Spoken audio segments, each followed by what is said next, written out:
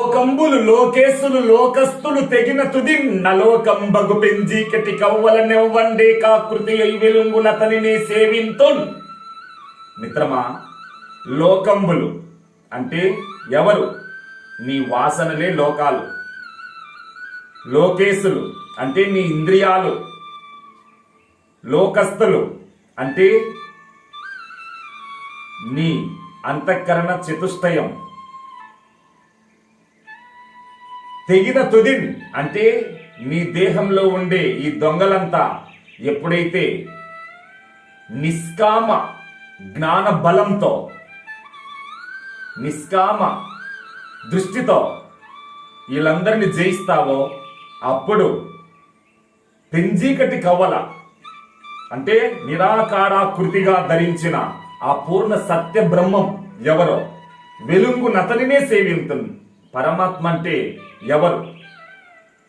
ఎక్కడుంటారు? ఏం చేస్తుంటారు? పరమాత్మ సకల జీవకోటి అంతర్యామిగా హృదయ కమలంలోనే ఉన్నాడు. కనుక పరమాత్మను పొందాలంటే నువ్వు ఏం చేయాలి?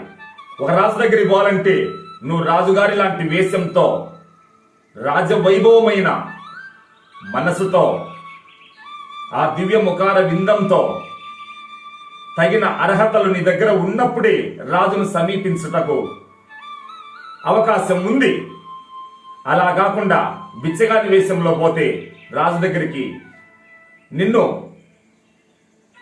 పంపరు. కారణం నీ వేషమే కారణం. అయితే ఇక్కడ మనం పరమాత్మను సమీపించాలంటే పరమాత్మ నిష్కాముడు, నిత్య ప్రేమికుడు, శాంతిదాత, సకలానందాలకు నిధి. అలాంటి పరమాత్మను సమీపించాలంటే నీవు ఇటువంటి సంపదలను, ఇటువంటి అర్హతలను నీవు ఆర్జించాలి. ఆర్జవం సర్వ సంపదాం. కాబట్టి సకల సంపదలంటే సద్గుణాలు, భక్తి, జ్ఞాన, వైరాగ్యాలు వీటిని సంపాదించినప్పుడే భగవంతుని యొక్క చిరునామా నీ సొంతం అవుతుంది. కాబట్టి మొట్టమొదట లోకాన్ని కడగాల్సిన పని లేదు, లోకములను కడగాల్సిన పని లేదు, లోకస్తులను కడగాల్సిన పని లేదు. ముందు నీ మనసును గడుగు.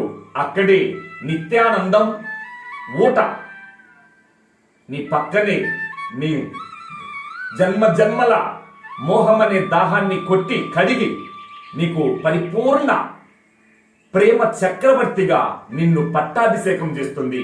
జై భారత్ మాత.